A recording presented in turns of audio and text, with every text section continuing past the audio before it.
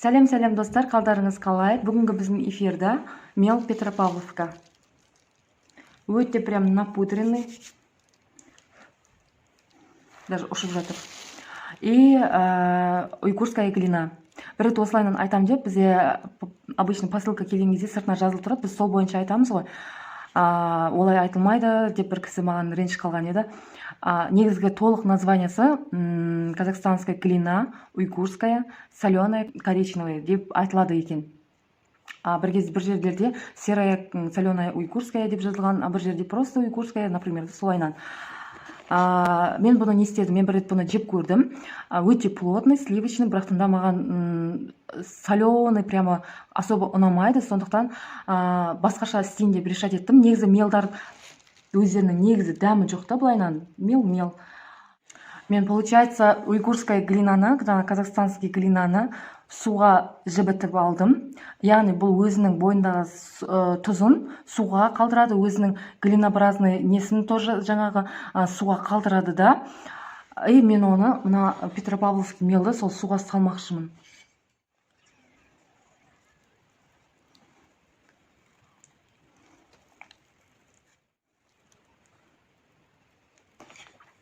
Бізде мынау жаңағы суда тұрған глинамыз. Мен бұны тоже дәмін көрем. Бұл тоже вообще суперский, прям дәмді болған.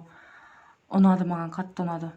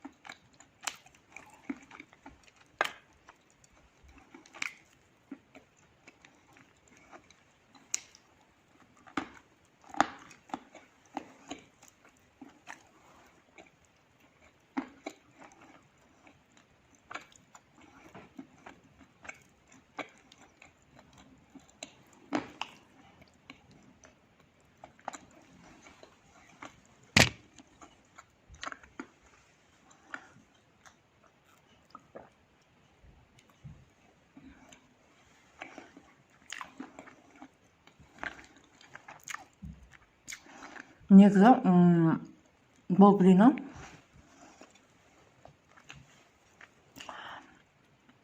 өте плотный, и потом шайнаған кезде жабысады, нереально жабысады, как ириска.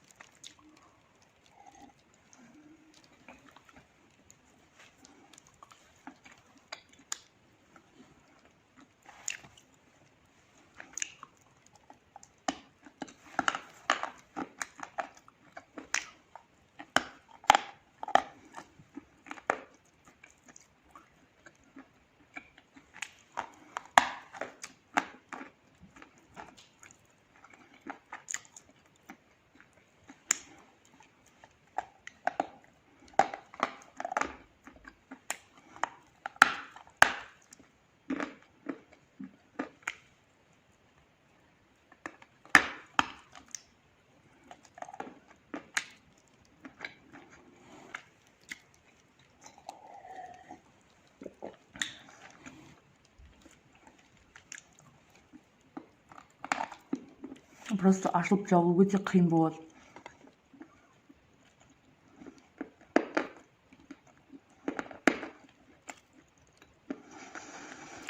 Өзім жақсы көретін глиналарым келмей жатыр. Сол себепті.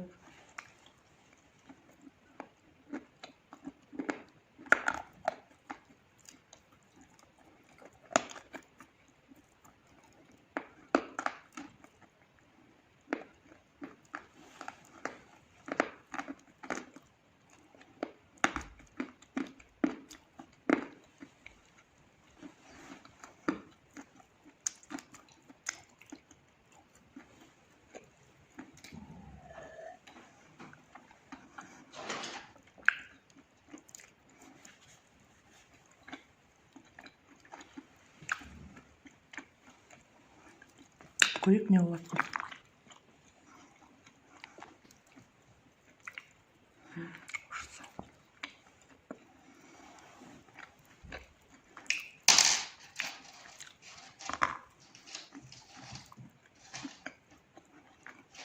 Более-менее такой.